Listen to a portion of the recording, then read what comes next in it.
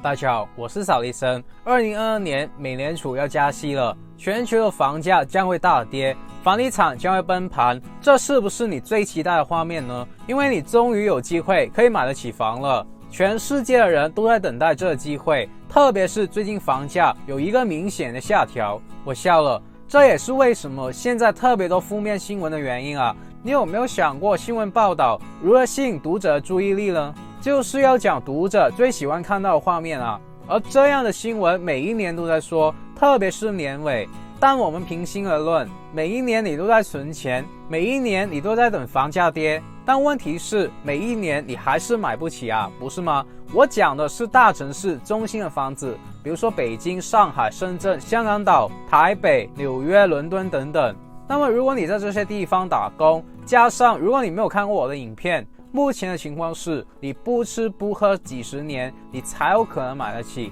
那么这也代表了一件事，大城市的房子永远都会被一堆人虎视眈眈，也就是说永远都会有一帮人会去接盘，而卖房子的人呢也深知这一点，所以就算房价要跌了，你比如说100万美金的房子，我也只愿意卖给你98万，你不买，这世界就会出现有钱的人去买，这就是真相。那么不是说美国要加息吗？钱少了就没有人炒房子啊。首先从经济学理论来看，这确实会有影响的。但你见过经济学者能准确判断每年楼市的走向吗？这房产的泡沫，他们每年都说会爆，还是那句话，结果如何呢？经济学之所以失效，是因为这些理论里面假设了人是理性的，而且加息只是其中的一个影响因素，这只是影响了货币的供应，但需求呢？虽然说现在出现少子化的问题，但如果你突然有一天中了彩票，你会干嘛呢？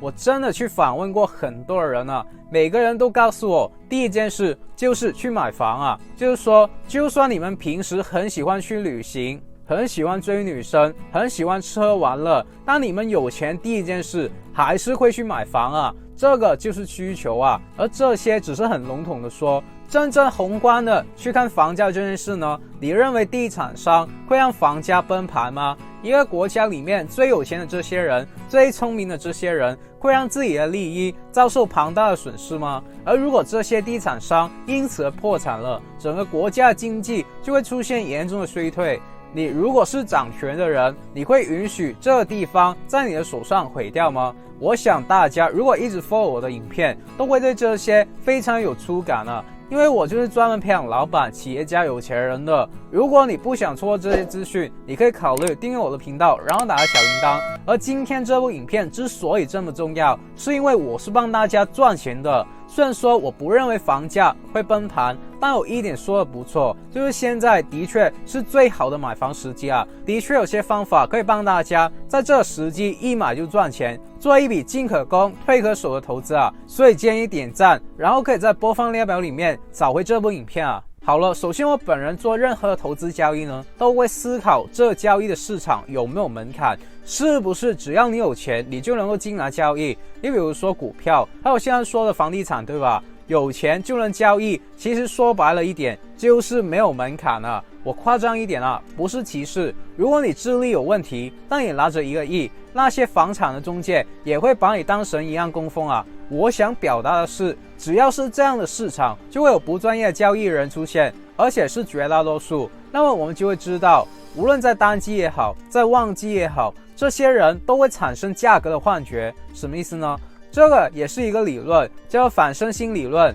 那既然是理论，不都是纸上谈兵吗？为什么我们要听呢？因为这个理论是一个叫做索罗斯的人提出的。97年亚洲的金融危机就是这个人设的局啊，他是水面上能够看得见的金融大巨鳄。那么我们当然要学习他的东西啊，因为这人牛嘛，而且是实践过、验证过的。我们不是要去割韭菜，但也要防止自己被割啊。那我们现在去幻想一下，有一个世界，这个世界只有10个人，这个世界分成10等份，每个人拥有1股啊。在初始阶段呢，每股的价值是1块钱，每个人拥有的财富量也就是1块啊。10个人也就是10块，整个世界总值就10块，这大家能听懂吗？那么当这个世界发展的特别好的时候呢，然后就会吸引到很多的人想来这个世界，那么这个就是所谓的狂热期。很多人都想买这10个人的股份，所以整个市场的氛围非常的浓厚。很简单的道理，买盘的进入也代表着很多人都对这股份有需求嘛，所以股份的价值就会上涨啊。但是这也会形成一个很严重的锁仓现象。什么意思呢？就是说股份也就10份而已，但资金却不断的进入到这世界，那这些股份的价值就会不断的进一步的上涨啊。而那些难得能够卖出去的货呢，就会因为遭受到大量资金的追捧，价格肯定会卖到一个越来越高，对吧？所以你就会想，万一我卖了还继续涨怎么办？就是大家都觉得自己的东西在不断的增值，你又不愿意卖了嘛，对不对？这个就是贪婪，在经济学里面呢叫做财富效应所导致的正反馈，就是你这个人会不断的自我强化，就是自嗨嘛。那当大家都不愿意卖的时候呢，有一天有一个有心人用尽所有的手段，黑的白的都去用，他就坚持不懈的去游说这10个人。终于这10个人里面的其中一个叫做小明的人动摇了。小明呢就以每股10块钱的价格全部卖给了这个有心人。本来值1块的股份卖到10块，那么市场上只有这一单交易以10块成交，对吧？但是其余的9个人呢都认为自己的货值10块，总价值呢似乎就成了100块，对吧？因为有了一笔交易，所有的人都认为自己的货也值1股10块钱，也就是总值10块，那么10个人就是100块。但是实际上呢，加上市场的增量资金呢，也只不过是10块。所以在狂热时期，只不过是因为大量的锁仓带来了一种虚幻的财富效应，这叫做财富的幻觉。那结果就是，当大量的人开始在行情反转的时候呢，开始卖的时候呢，不可能每个人都卖到每股10块钱这个价格的，是不是这样啊？这就是财富的幻觉，所有的人都以为自己的财富增加了，只是他们并没有交易啊。那我们把股份换成房子也是一样的，一栋新的楼10层，10个业主，每层当100万美金好了，那么这栋新楼总值就是1000万了。那么这几年狂热期呢，锁仓的现象很严重，大量的人需要来求购，然后这楼里面大量的人不卖，终于这个小豪就挺不住了，他愿意200万卖给小贤，那整栋楼的成交额也就是200万美金，对吧？但此时呢，所有的人都认为自己的房子都值200万了，然后那些高层的人，景观好一点的人呢，甚至认为自己应该卖贵一点啊，所以整栋楼的总价似乎成了高于2000万。所以这是一样的道理啊，大家比较一下这当今的市场是不是这样的，你会发现这市场越涨，这成交量是递减的，它就是锁仓的现象，所以一点点的资金就能够把出货量的价格顶得很高啊。所以大家有 follow 我其他股票教学的影片呢，就会知道为什么我在成交量收缩，然后突然暴涨的那一天，价格突破的那一天买入股票，因为锁仓的这些人呢，被大户用钱砸死了，大户愿意花更多的钱让这些锁仓的人把货交出来。那如果我们也在这个时候买入，价格就会顶得好高啊，然后我们就可以在很短的时间赚到钱，把利润收进口袋。那这锁仓所带来的财富幻觉呢，就会造成大家熟悉的泡沫。这泡沫会不会爆呢？2022年房价会不会崩盘，其实不是取决于国家政策什么的。你比如说买房要加税，按道理买房变困难了，买房的人会变少了，对吧？对啊，买盘肯定会变少了，但会不会没有呢？只要一直有人愿意持续来接货，楼价都不会崩盘的。所以话说回来，为什么政府要加息啊？它的主要目的是要减轻通胀的问题，而不是要把房价给弄到崩盘啊。刚才也说了，房价会影响到大财团的利益啊，而大财团的生死也会对整个社会有强大的影响啊。所以你看疫情刚爆发的时候呢，经济不行，政府是否有大量刺激经济的措施呢？美国更夸张，要无限的 QE 啊，就是我们可以看到，想看到房价跌的只有买不起房的人，而真正能操控市场的那帮人呢，是不会让房价崩盘的。所以我本人也只有在房地产会选择以投资的方式去操作，其他的比如说股票我都是投机的，因为我知道房子跟股票不同，股票只是一张纸，而房子本身是可以使用的。大多数人的终极梦想就是买一间属于自己的房子，拥有自己的避风港，在这里生儿育女，这是千古以来很久不变的。所以我本人呢，要投资，永远都会去思考当权者或者巨鳄他们想要干嘛，不希望得到什么样的结局，然后我只需要跟着他们去走。创业和赚钱也一样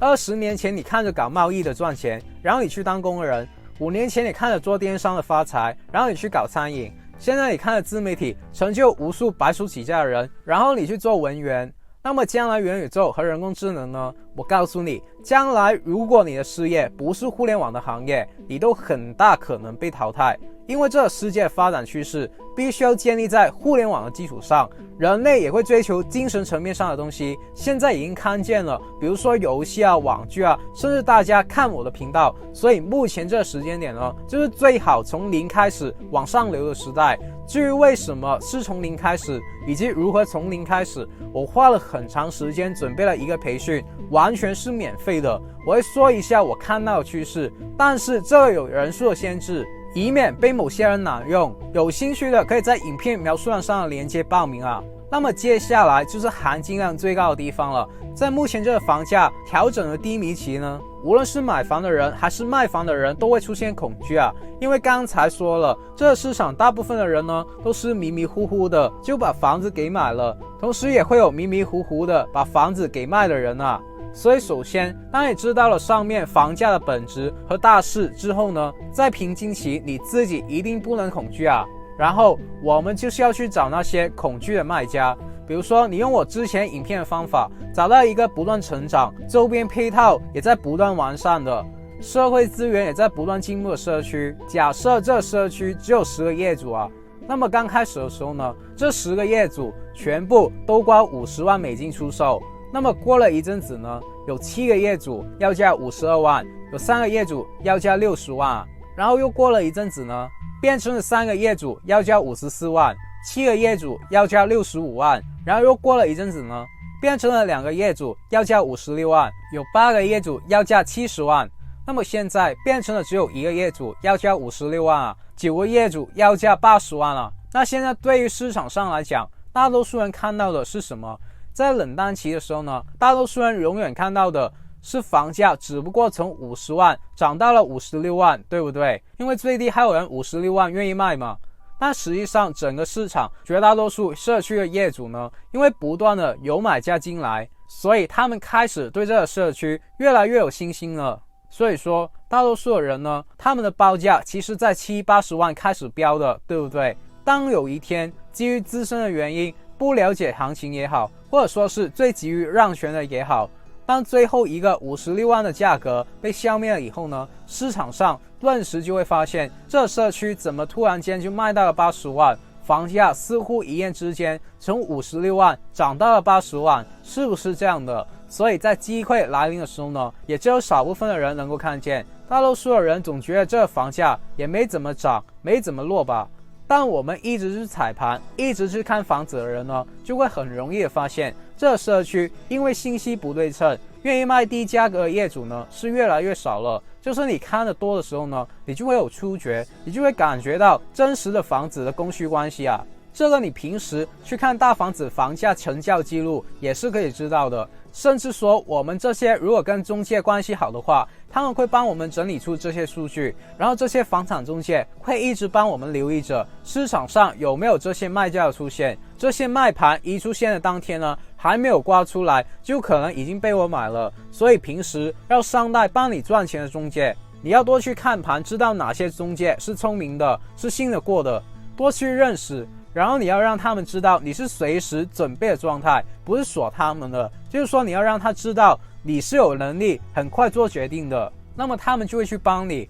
我想要强调的是，房价它是有一个内部消化的过程的。那么按照规律，每年农历新年过后呢，房价又会迅速回到大多数人认为的价格。所以在目前这个瓶颈期呢，我们要做的就是要去看看能否在行情翻转的最后一刻打劫到最后的那些因为这个失误也好，持有到不耐烦也好，不专业也好，然后导致对未来的市场有了一个错误的预判，或者说他们基于一些自身的原因啊，比如说企业破产啊，继续资金周转啊。然后因为在即将翻转的周期底部卖房子的人，你能不能打劫到在最后阶段要价低的业主呢？如果你能打劫到，那么你对于机会把握的效率是最高的。那么怎么把握这个机会呢？之前的影片也说了，清100只青蛙，找一个青蛙王子。我们看100个房子呢，就会找到有一家，就是大家要大量去踩盘，反正你去看盘是免费的，对吧？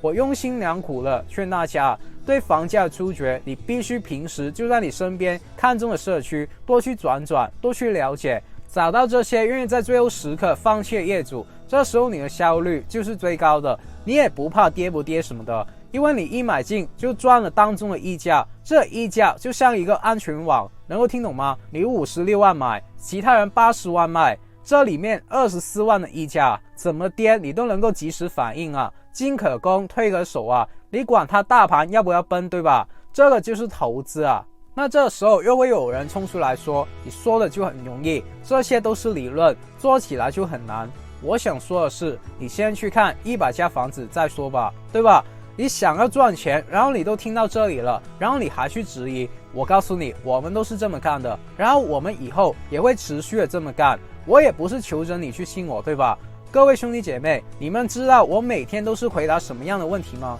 就是有 follow 我频道的人都不会问的。比如说没钱买房怎么办？那我就会问这些人，你肚子饿了怎么办？你想要睡觉了怎么办？你没钱你就借嘛，跟家人朋友借嘛。那如果他们不肯借怎么办？那你就说融资嘛，一起集资买房，涨了以后一起分嘛。那如果朋友也没有钱怎么办？那也去主动认识有钱的朋友嘛。那如果认识不到怎么办？那你自己就变有钱嘛。那如何变有钱啊？那你就去创业嘛。那如何创业啊？我说你去看我 YouTube 其他免费的影片嘛。那看完学不会怎么办？我说你试试走进我们创业商学院嘛，里面都是我本人的商业机密啊，就是做什么项目怎么做，我本人都是亲自实践过，帮大家开拓了一条路到终点，你只需要跟着我走就行了。这些心法和技术我都总结了一个系统，你只需要思考如何复制到你自己身上就可以了。而且我讲的都配合了互联网的趋势，也就是说大家要有一个概念，我们以后创业不需要再找顾客，而是自动的吸引顾客，而且这些顾客都会来自全世界，不受语言和地域的限制。最重要的，我们玩的都是轻资产，也就是说几乎没有什么成本。我举办这所商学院的初心呢，是希望永远的带着大家去创业，当大家赚到钱过后，我们再看看有没有机会合作更大的项目。那么有兴趣的可以在影片描述栏上的链接报名。现在除了前期的优惠以外呢，还会送永久的财富自由品书会汇集，里面有我不定期的财富自由课程，还有我们团队100本书的音频。最重要的是有一个几千人的 Facebook 富人群组，大家可以在里面互相的分享资讯和资源。而这前期的优惠呢，也会随着更新而取消。那么有的人就会说，不对啊，扫地僧，最近不是有很多要钱不要房的成交吗？对啊，100万美金的房子，最近房价跌了，其他人卖98万，而我卖你90万，看起来我是亏了。但我5年前50万买回来，我等资金周转，或者说我想要移民，那我就赚少一点嘛。这种情况每年年底的时候都会发生的，而且也会发生在大城市里面。所以一般如果我们买二手房呢，通常都会在年底的时候找到这样的好卖家。但我想要强调的是，这货品本身的素质是非常重要的。好的地段，如果还有无数个有心人愿意接盘的话，那么说明这还有后续啊，这成交量能否持续才是一个关键点。大家知道08年为什么房价会崩盘吗？什么是次贷危机？大家知道吗？简单来说就是当时的美国是零首付买房的，银行根本不会看一个人还不还得起啊，他们就想让你借钱，因为当时房地产市场是非常火热的，你不需要还得起，因为你买了以后过几年肯定会赚钱的。所以当时每个人都持有几套房子，全民空手套白狼啊！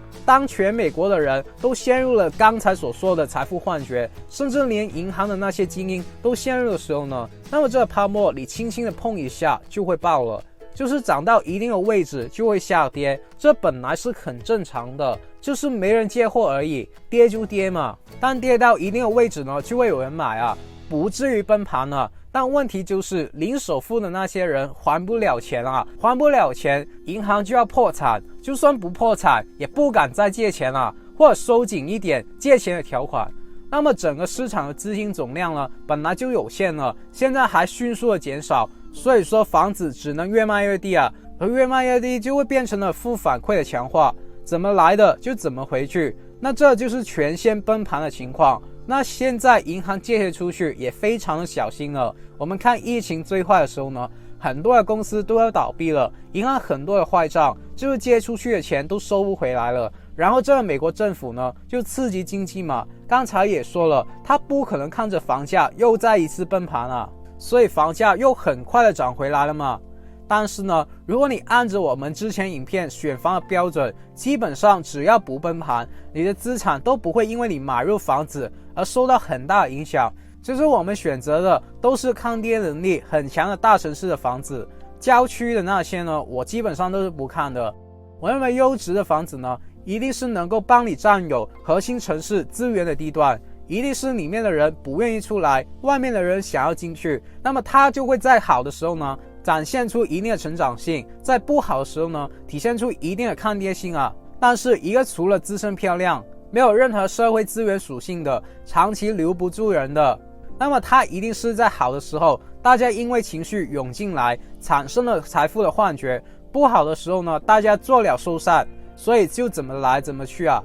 所以现在那些新闻所造成房价已经崩盘的假象呢，我看都不会看的，因为我非常清楚，房价要崩的话，就肯定会是在杠杆的问题上出问题。现在银行借钱都是非常小心的，我常说，你不要说借钱投资很危险嘛，你借到钱再说这句话，你现在可能连借钱的资格都没有。而政府的本质上、初心上都是在扶持房价的，说什么打压房价，在我看来只是平息民愤而已。就是现在太多的人买不起房了，贫富悬殊太厉害了，政府要做点事而已，嘴巴是这么说的，身体却很诚实。不要说美国了，疫情期间那些说打压楼市的某些地区吧，甚至减了税，就是说他们可以允许房价跌，但绝不允许房价崩盘。这一点我不深入的去说了，我怕得罪人了。但我想说的是，你不要被骗买错地方啊！有些人经常私讯我说，应该买市中心很贵的房呢，还是到郊区偏远一点的，买那些比较便宜的但有很大的房子呢？前段时间疫情没有那么严重的时候呢，大城市的房价又破顶了，然后很多人被狂热的锁仓环境逼到了新开发的郊区，好的地段呢已经涨得很贵了，于是呢他们满大街的就找到那些很便宜的地方啊。我们说，当一个市场活跃到下半场的时候呢，这地方还很便宜，那一定是它本身的素质是有问题的。但是如果我们大多数人他还不明白这道理的话，就只是说他后知后觉的话呢，贵的地方他不舍得买，于是他只能找寻他买得起的地方呢，而不管这东西的素质如何。那么现在他们要承担的后果就是住在郊区的房子没人接盘了。对啊，买了这些郊区的人，对他们来说房价真的崩盘了，但对我来说，我的房子只是下跌了而已，对比我的买入价，我还是赚很多的。刚才也说了，我买入的那一刻就有一个安全网嘛，在我的眼里，崩盘从来轮不到我，就算杠杆体系真的出现问题了，怎么跌我都有时间逃啊。而且我也深知大城市绝对有无数的人呢想要在这里定居，自然就会有无数的人想要接盘，这就是投资的核心。跟孙子兵法一样的，我们从买入之前就已经知道自己不会败，因为我们不战都已经屈人之兵了，我们买入的那一刻已经赚了那个溢价了。而那些买了郊区的人呢，本来不是说自己是资助吗？不是说想让自己住大一点吗？不是说大城市的房子不适合人居住吗？那现在对你来说房价崩盘了，为什么你又要去慌呢？对吧？所以不要跟我说房子是自住的。那么大家要不要相信我，去亲吻100只青蛙，然后找到大城市的那间好的房子呢？欢迎留言给我，只要你们能在我今天说的内容里面找到1、2句话是有用的，能够帮助自己的人生过得好一些呢，我就心满意足了。那么如果你不想错过任何关于成为富人、企业家、投资家、达到财富自由的免费资讯，我还是呼吁你订阅我的频道，然后打开小铃铛，然后无私的把影片分享出去。我真心的祝福为这部影片点赞的兄弟姐妹们早日达到财富自由啊！好了，我们下个礼拜不见不散，拜。